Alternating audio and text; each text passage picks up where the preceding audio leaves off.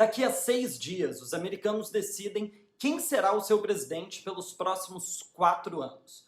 Mas eles fazem isso de uma maneira, digamos, estranha. Lá não é o voto popular que elege o candidato, mas sim o voto dos delegados.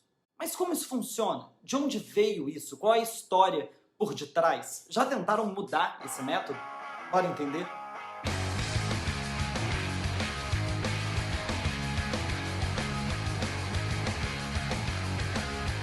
Aviso rápido. Hoje, às 18 horas, eu vou fazer uma live com o jornalista Rodrigo Lins, que mora na Flórida. A gente vai falar de imigração, das propostas dos candidatos e sobre como a eleição está sendo sentida na comunidade brasileira. Além disso, aviso que esse vídeo é baseado em uma entrevista com Jesse Wegman, do New York Times, para o podcast The Daily, que também é do New York Times. Ah, e claro, curta, comente, compartilhe, aquela história toda. Mas enfim, indo ao assunto. Em 2016, a ex-senadora e ex-primeira-dama Hillary Clinton recebeu quase 3 milhões de votos a mais do que Donald Trump. Ainda assim, Trump venceu a eleição e se tornou o 45º presidente dos Estados Unidos. Isso aconteceu porque pouco mais de 77 mil votos garantiram a vitória do presidente em 3 estados-chave: a Pensilvânia, Michigan e Wisconsin, estados que durante anos votaram em democratas majoritariamente. Essas 3 vitórias fizeram com que Trump tivesse mais delegados que Hillary, porque o que vale lá é a regra do "the winner takes it all". Em português, o vencedor leva tudo. Ou seja, mesmo vencendo por pouco, Trump ganhou todos os delegados dos 3 estados. Essa regra vale para 48 estados no país e é motivo de muita discussão. E onde surgiu isso? Em 1787, os pais fundadores, como são conhecidos os líderes da Revolução Americana, se juntaram para escrever a Constituição do novo país. No comando dos Estados Unidos, eles não queriam um rei, mas sim uma figura que fosse eleita e cumprisse um mandato de determinado tempo. Sim, eles inventaram a figura do presidente. Mas como esse presidente seria eleito? Segundo Jesse Wegman, membro do conselho editorial do New York Times e famoso defensor do fim do colégio eleitoral, os pais fundadores tinham um problema em mente. Como as pessoas estariam inteiradas da política nacional para decidirem em quem votar? Lembrando, é claro, que as tecnologias da comunicação da época eram muito diferentes das de hoje. Eles inventaram, então, os tais delegados, figuras da elite, como eles próprios, bem educados, que teriam, segundo eles, a capacidade de decidir quem seria o presidente. A Constituição decidiu que cada estado teria uma quantidade X desses representantes. A soma do número de senadores, igual para todo mundo, e do número de deputados, que depende da população que cada estado tem. Mas a Constituição não decidiu como esses delegados seriam escolhidos, e isso ficou a cargo dos estados. Até a década de 1820, todos os estados do país já tinham resolvido que esses delegados seriam escolhidos a cada eleição, pela população. Quer dizer, pela população que podia votar. E nessa, a gente exclui as mulheres e a população negra escravizada. Diga-se de passagem, uma das leis mais absurdas da história dos Estados Unidos foi aprovada nessa época para garantir mais peso para os estados escravagistas. Cada pessoa escravizada contava como 3/5 de uma pessoa branca para a representação no Congresso e, consequentemente, para o número de delegados. E essa não é a única ligação entre o racismo e o sistema do colégio eleitoral. Mas a gente vai chegar lá. Os estados criaram um sistema, no mínimo, muito estranho para decidir como os delegados seriam eleitos. Ok, as pessoas votam. E depois? Quem vence no estado leva todos os delegados. Ou seja, criaram um sistema que joga no lixo os votos dados ao candidato que perdeu no estado, por mais que por uma diferença muito pequena. James Madison, considerado o pai da Constituição americana, chegou até a tentar proibir essa lógica, afirmando que ela seria antidemocrática, mas perdeu. Foi só nos anos 1960, com a ascensão da luta pelos direitos civis, que a democracia americana começou, novamente, a ser questionada dentro do país. E o colégio eleitoral não ficou de fora. Em 1963, um democrata chamado Birch Bayh foi eleito senador em Indiana. Em 1966, ele começou uma luta para abolir o colégio eleitoral nos Estados Unidos. O argumento dele era simples: o país que se considera o bastião da democracia no mundo não pode tolerar que um candidato eleito não seja aquele que possua a maioria dos votos. There is a great danger with the present electoral college system of electing a minority or a non-plurality president, of electing a president who has fewer votes than the fellow he's running against.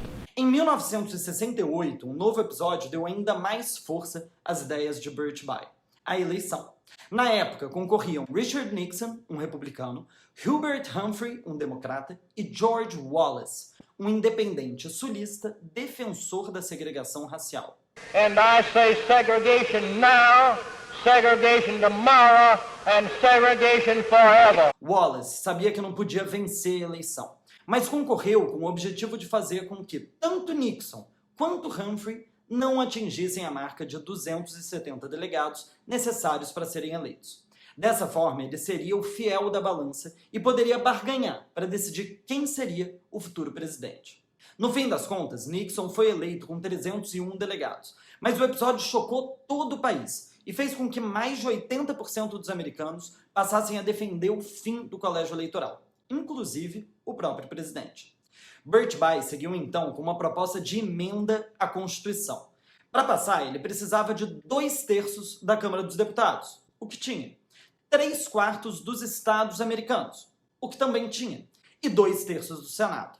Foi no Senado que tudo deu errado. 3 senadores segregacionistas conseguiram matar a proposta de emenda, debatendo o tema até a exaustão no Senado e fazendo com que ela nunca fosse votada. O motivo era simples. Os estados sulistas são os que possuem a maior população negra no país, mas o colégio eleitoral garante que os seus votos para a presidência nunca sejam escutados, uma vez que a população branca conservadora nos estados é maior. Com o passar dos anos, o tema deixou de ser assunto, principalmente porque nenhum presidente foi eleito tendo perdido no colégio eleitoral. Mas tudo mudou em 2000. Em uma eleição conturbada, George W. Bush, então governador do Texas, foi eleito presidente com quase 500 mil de votos a menos do que seu adversário democrata, Al Gore. Bush venceu graças a uma vantagem de 537 votos, que garantiram a ele todos os delegados da Flórida. Ao que tudo indicava, o tema colégio eleitoral voltaria à tona. Mas eis que, 9 meses depois, isso aconteceu. It's 8:52 here in New York. I'm Bryant Gumbel. We understand that there has been a plane crash on the southern tip of Manhattan. You're looking at the World Trade Center. We understand that a plane has crashed into the World Trade Center. We don't know anything more than that. We don't know if it was a commercial aircraft. We don't know if it was a private aircraft. We have no idea. O 11 de setembro e tudo que veio depois por consequência dos ataques fizeram com que o tema da reforma eleitoral praticamente desaparecesse. Até que, em 2016, mais uma vez o presidente eleito não teve a maioria dos votos. Em 2016, diga-se de passagem, foi ainda mais chocante para a população americana, pois Hillary venceu no voto popular com uma vantagem quase 6 vezes maior que a de Al Gore em 2000, quase 3 milhões de votos a mais em todo o país. O problema é que, com as experiências recentes, o tema se tornou uma questão partidária. Em 16 anos, os republicanos se beneficiaram 2 vezes da desigualdade do sistema. Nesse ano, inclusive, pouquíssimas pessoas acreditam que Trump possa vencer no voto popular. Mas muitas acham que sim, ele pode vencer novamente a eleição. Antes, o tema não gerava essa divisão toda. Principalmente porque a última vez, antes de 2000, que um candidato tinha sido eleito sem a maioria dos votos, tinha sido em 1888. Mas isso não significa que os americanos não queiram mais mudar a sua forma de eleger o presidente. Nos anos 2000, surgiu um movimento chamado Voto Popular Nacional, em tradução livre. O objetivo deles é mudar o sistema por dentro. Como vocês viram, mudar a Constituição e acabar com os delegados é algo muito difícil. Mas lembra que eu falei no início do vídeo que são os estados que decidem como os delegados são distribuídos? Pois então, esse movimento tenta convencer estados a darem os seus delegados ao candidato que vencer nacionalmente a eleição no voto popular, e não para aquele que vencer dentro do estado.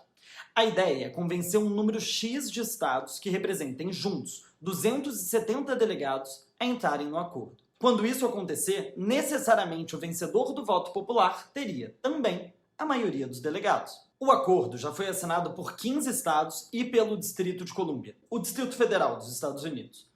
Somados, os 15 mais DC, eles já possuem 196 delegados, ou seja, faltam 74. A partir do momento que o número de estados suficientes aderirem a um acordo, o número de estados que somem esses 74 delegados restantes ou mais, a lei já passaria a valer. A questão é que somente estados democratas já assinaram a lei. E por motivos óbvios, os estados republicanos não parecem ter muito interesse. Mas os defensores da mudança estão esperançosos, principalmente graças às mudanças demográficas em um estado específico, o Texas. Atualmente, o estado possui 38 delegados e é o mais importante dos republicanos. Mas todos os especialistas afirmam que é questão de tempo para o Texas se tornar azul, democrata, visto o crescimento rápido de cidades como Houston e Dallas, assim como a crescente população latina. Será que os republicanos vão mudar de ideia quando perderem o controle do Texas? Será que os democratas se tornarão defensores do colégio eleitoral? Não dá para saber. Mas uma coisa é certa, o colégio eleitoral é um sistema que tem seus dias contados. Pode demorar mais, pode demorar menos, mas um sistema que elege o candidato menos votado não pode ser considerado 100% democrático. E vocês, o que acham? Até mais!